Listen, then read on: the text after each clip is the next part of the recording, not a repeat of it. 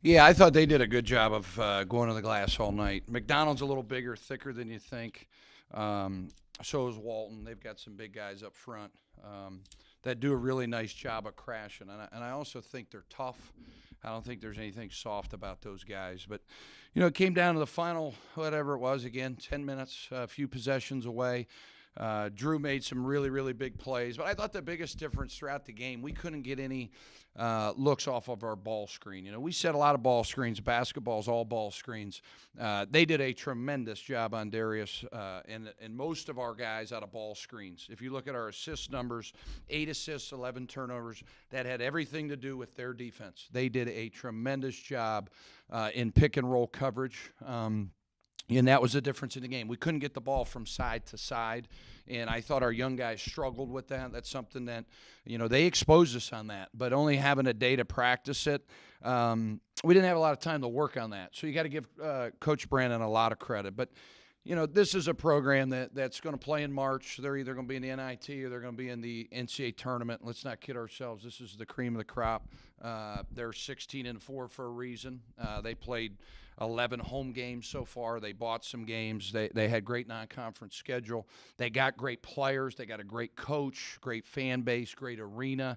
Northern Kentucky's a big time program right now. It's a program that I have a lot of respect for. And my hat goes off to them. I told John, I hope they win the tournament. If we don't make a run, I'd love to see them win the tournament, and let's get him out of the league. Let's get him an $800,000-$900,000 job. And I'm sure he'd take the payday because he does a great job. No, we're not ready, Dana. We're not quite there yet. That final 5 to 8 minutes. As a coach, you just kind of chuckle. You go, here we go again on the bench, and you saw what Drew did. He had 23 and 7. With this generational players, it's got to get them tougher. There's no doubt about it, Dana. We got to get a little bit tougher in those final 10 minutes. But there's also a fine line. You're trying to encourage. You're trying to be positive. You're trying to, I was going up and down the court trying to get some energy, get some life, and they responded. Our guys play really, really hard. We're just having those tough moments down the stretch. Both assistants at Northern Kentucky, both those guys said, we love your young guys. We love your team. It seems like it's a different team. You guys are a heck of an out. Those things are all fine and dandy, but you're sitting there, you lost another one. You're so close, but yet you still got a lot to work on. You guys are 17 and 20 from the line, and you guys drove probably a heck of a lot more than most of us. Yeah, that was one of our emphasis. Let's try to put some pressure on them. Let's make them guard us in closeouts.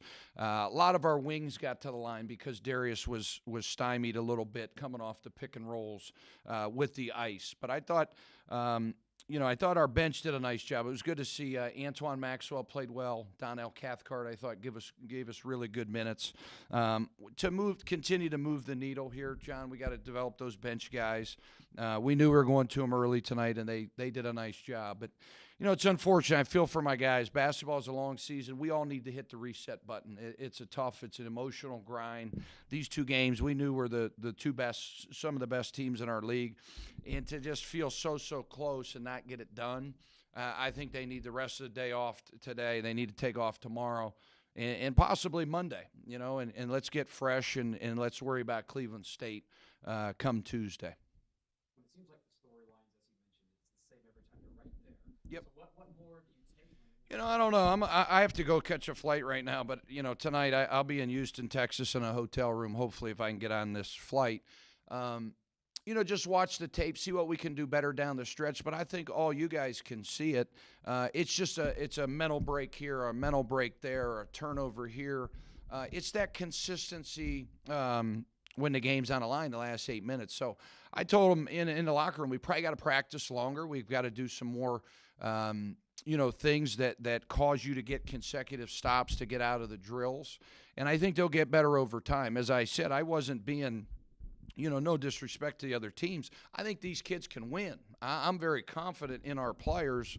I told them I got their back. I'm not turning my back on them. We're going to get there. With the young group, it's a matter of when. We still have a lot of games left.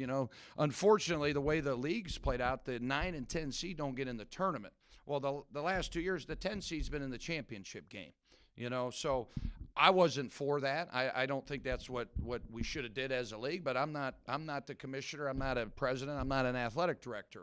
I think every team in the Horizon League deserves a chance to play in a conference tournament. So we've got to put ourselves in a position to get into the tournament.